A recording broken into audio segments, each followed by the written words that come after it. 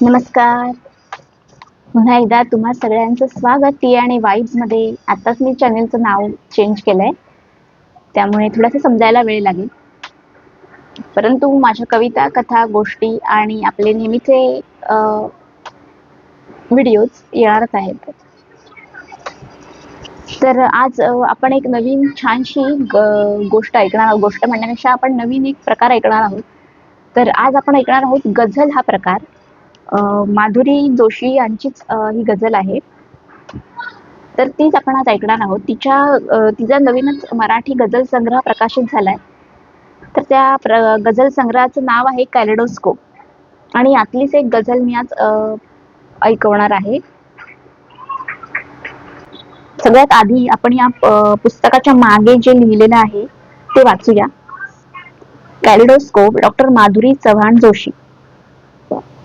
गझल ही रूपगर्विता आहे. सप्तरंगी कवितांची सुगंधी माळ घालून, रदीफ काफियांचे दागिने धारण करून व छंदांच्या पैंजणांच्या नादासह तरल कल्पना लिहून पदन्यास करीत ती काव्यमंचावर साकारते, तेव्हा तिचे लावण्य पाहून श्रोत्यांसह अन्य कवी देखील मंत्रमुग्ध होतात. वा, किती सुरेख वर्णन केलंय ना.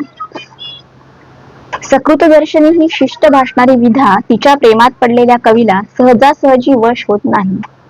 मात्र अथक प्रयास, सराव आणि अभ्यास करणाऱ्या समकालीन कविवर्गातील डॉक्टर माधुरी चव्हाण जोशींना ती लवकरच वश झालेली दिसते. खरंच आहे.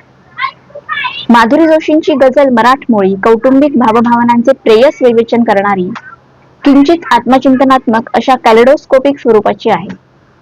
सांस्कृतिक विथक, वाक्प्रचार, म्हणींचा लक्षणीय विनियोग, आंतरिक विचार कल्पनांच्या अभिव्यक्तीसाठी केल्याचे जाणवते. उदाहरणार्थ वाल्मिकी, कर्ण, तुकाराम, द्रौपदी, शिखंडी, सीता, भीष्म, कुब्जा, उर्मिला, कृष्ण, राम, शिव, एकलव्य हे चपखलपणे प्रतिकात्मक, रूपकात्मकपणे शेरात साकारतात. तसेच शेला, देव्हारा, गोकुळ, मोक्ष, कौल इत्यादी निव्वळ मराठी संस्कृतीची ओळख असलेल्या संज्ञा किंवा कापूस कोंड्याची, भित्याच्या पाठी, डोंगर पोखरू, चिमणीचे मेणाचे घर या वाक्प्रचारांचा समर्पकपणे वापर या गझलांमध्ये आढळतो. सुरेश भटांना अभिप्रेत होती ती मराठमोळी गझल हीच होय.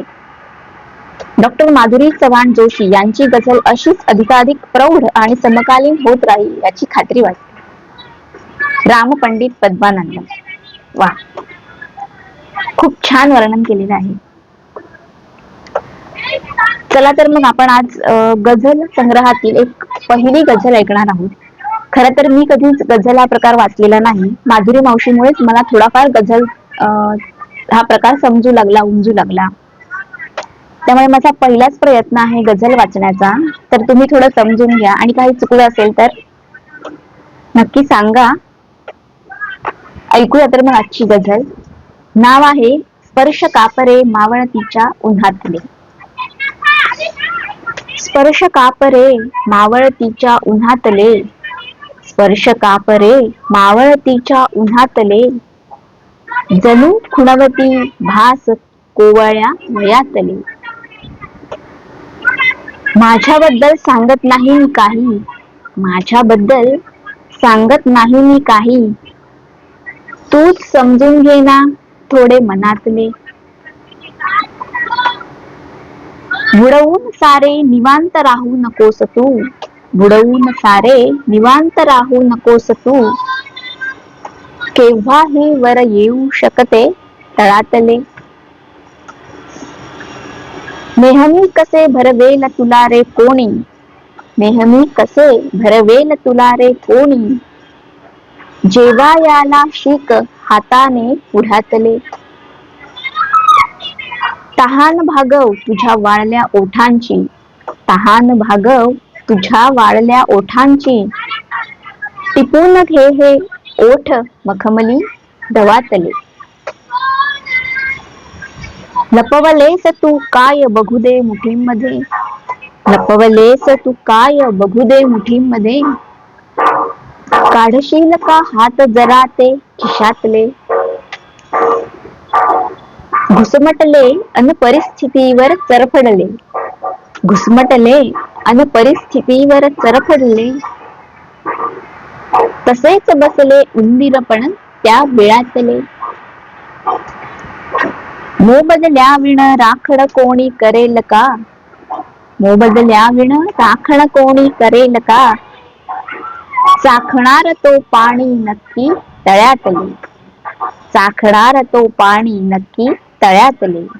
स्पर्श का परे मावळतीच्या उन्हातले. खूप छान होती ना गझल. माझं काही चुकलं असेल तर थोडस समजून घ्या, कारण माझा सुद्धा पहिलाच प्रयत्न आहे.